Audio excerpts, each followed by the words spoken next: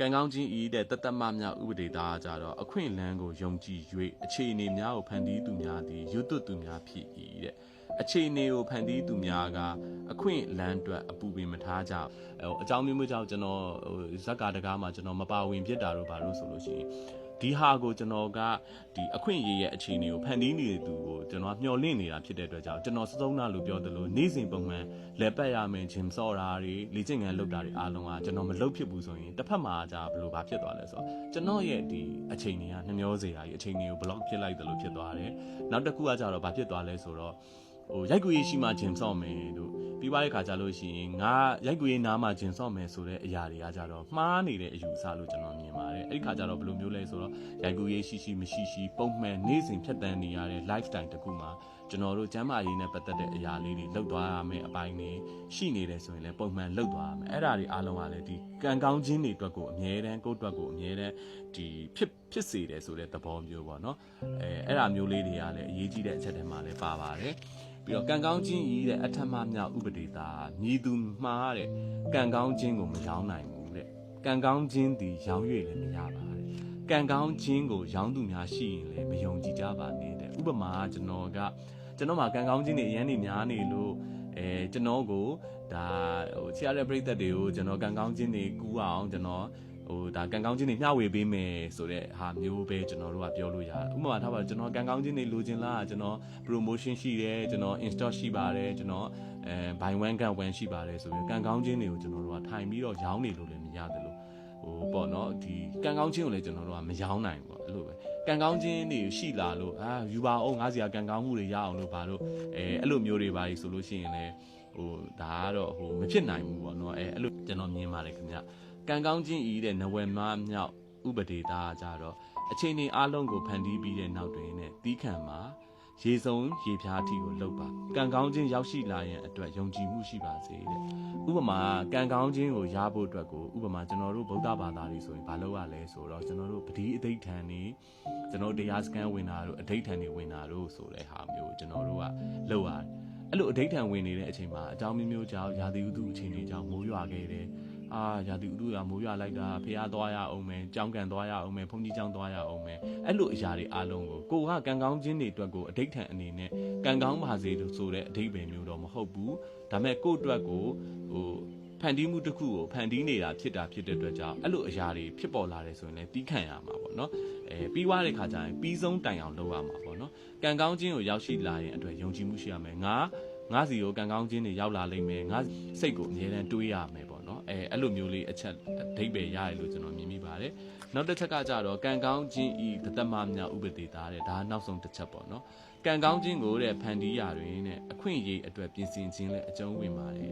သို့တော့အခွင့်အရေးသည်ကံဒုမဟုတ်အခွင့်အလမ်းနဲ့ဘာမှမပတ်သက်ပါဘူးတဲ့၎င်းသည်အမြဲပင်တည်ရှိနေတာဖြစ်ပါသည်တဲ့ကျွန်တော်ဒီဥပမာပေါ့နော်ဒီဘယ်လိုပြောရမလဲဂမ်ဘီယာနဲ့ပတ်သက်တဲ့အကြောင်းအရာလေးတွေဗုဒ္ဓဘာသာနဲ့ပတ်သက်တဲ့အကြောင်းအရာလေးတွေနဲ့ပတ်သက်တဲ့ရိုက်ကူးရေးလေးပါလေးတွေလောက်ရမယ့်ပုံစံမျိုးတွေဖြစ်တယ်ဆိုရင်ကျွန်တော်တို့ကဒါအခွင့်အရေးတစ်ခုကိုကျွန်တော်တို့ကဖန်တီးလိုက်တာပေါ့အဲ့ဒီအတွက်ကိုလည်းကျွန်တော်တို့ကပြင်ဆင်ရတာပေါ့ဥပမာကျွန်တော်ဒီဖုံ character အနေနဲ့ဘုန်းကြီး character အနေနဲ့ရိုက်ရမယ်ဆိုလို့ရှိရင်ကျွန်တော်ပတိစိတ်ရမယ်ဖះရှိခိုးရမယ်အဲ့ဒီအတွက်ကိုကျွန်တော်ကပုံမှန်ကျွန်တော်တို့ရိုက်ကူရေးမလုပ်ခင်မှာလဲကျွန်တော်အပြင်ကနေကျွန်တော်လေ့ကျင့်တဲ့ပုံစံမျိုးနဲ့ဒါဖုံဒါပေါ့ဖျားစာတွေကျွန်တော်ရွတ်ဖတ်နေမယ်ပတိစိတ်နေတာမျိုးဆိုရင်တစ်ဖက်မှာလဲကျွန်တော်တို့ကဒီကံကောင်းခြင်းတွေအတွက်ကိုကျွန်တော်တို့ကလှုပ်ယူတဲ့ပုံစံမျိုးလဲဖြစ်သွားတယ်အခွင့်အရေးအတွက်ကိုလဲပြင်ဆင်ပြီးသားဖြစ်သွားတယ်အကျိုးရှိသွားတာပေါ့နော်ဒါပေမဲ့တဲ့အခွင့်အရေးတည်တဲ့ကံသုံးမဟုတ်အခွင့်အလမ်းနဲ့လဲဘာမှမပတ်သက်ပြန်ဘူးတဲ့၎င်းတည်တဲ့အမြဲပဲတည်ရှိနေတာဖြစ်တယ်တဲ့အဲ့လိုပုံစံမျိုးလဲပြန်ဖြစ်သွားတာပေါ့နော်အဲ့လိုမျိုးဖြစ်တာဖြစ်တဲ့အတွက်ကြောင့်တချို့ကဒီ